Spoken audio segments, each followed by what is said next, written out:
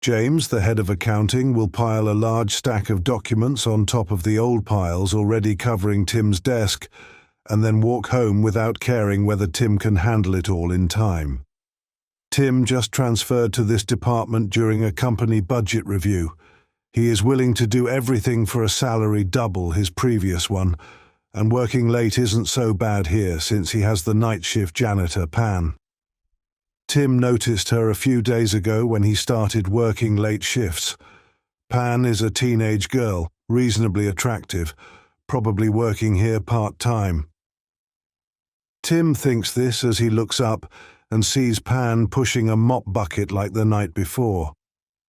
However, tonight, Tim brings dinner for two and greets Pan, inviting her to join him at his table.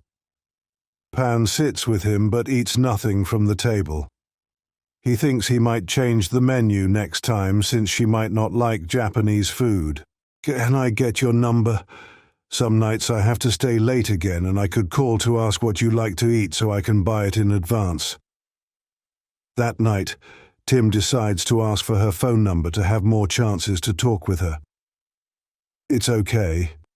I usually don't eat much at night," Pan responds cheerfully. "How about we go out for lunch together during the day sometime? Are you free then?" Tim asks, hoping for a chance to go out with her during a day off. But she tells him that when she's not at university, she's working here. "If you want to see me, you'll find me here."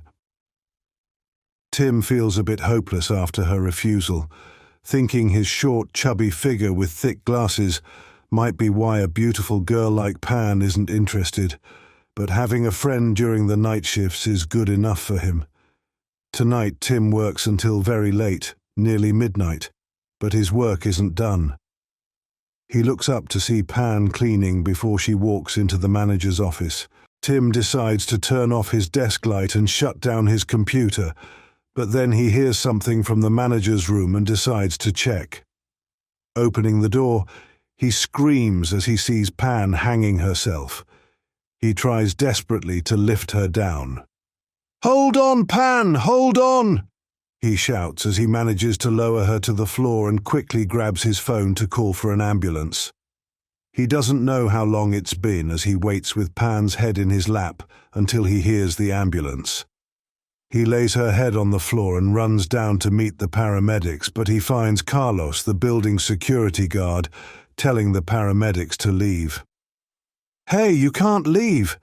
There's an injured person upstairs. She tried to hang herself. You have to help her now," Tim yells, frantic that no one is going up to help her. He decides to carry Pan to the hospital himself. He runs back upstairs and opens the manager's office door, but Pan's body is gone. He's shocked and confused, standing still until he bumps into something. "Where are you rushing to?" Pan's familiar voice behind him says. Tim turns and sees her, sure that Pan isn't human anymore. Her face is bloated, her neck broken. "You wanted to be with me, didn't you?" Before Tim can respond, he runs away, but Pan catches him on the stairwell landing. "You can't escape. You're already dead," Pan whispers in his ear before he sees his own body lying in a pool of blood on the stairs, his neck grotesquely twisted. Then Tim flashes back to that night. He was working late and asked for Pan's number but was rejected. He decided to go home. He walked to the parking lot but couldn't find his car keys, so he returned upstairs. Then he heard a dragging sound. Screech, screech, screech. Tim reaches to turn on the light and sees the head of accounting turning to him, while holding a rope around the body of Pan on the floor. Tim screams and tries to run, but slips on a wet floor, falling down the stairs to his death. The police concluded it was a suicide by the janitor and an accident of the accountant.